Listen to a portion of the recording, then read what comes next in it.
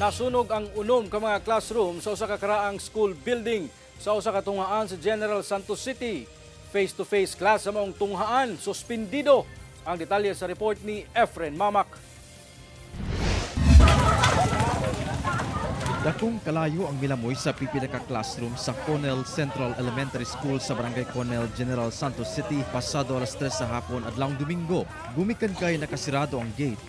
Naglisod pagpakgang sa kalayo ang mga residente nga anaa sa palibot. May get that, may di pa naman makuranto. Hindi, naging mo sa par siguro ay taas ng klayo. Apan pugsanon kining gisulod sa pipila ka nagpakabanang katawhan pinaagi sa paglukso sa pader.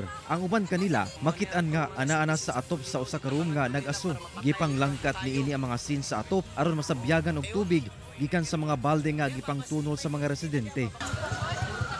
Hinuon, miabot taod-taod ang kabumberuan ug napakgang ang kalayo sa sulod sa 15 minutos. Lakip sa nasunog ang school documents.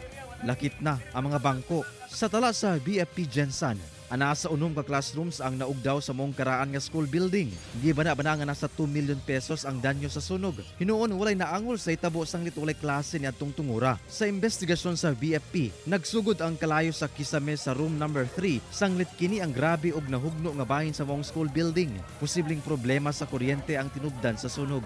Isa pod sa nakuha nato nga information from the scene na naga-fluctuate na daw ang ilahang kuryente. So isa na siya sa angle nga ato ang gina-consider. Sa karon nagpatuman sa og alternative delivery modality ang tunghaan aron mapadayon ang mga klase samtang nagpadayon pa ang investigasyon sa BFP. Kauban si Gary Balantayog, Bong Vicencio, Efren Mamak.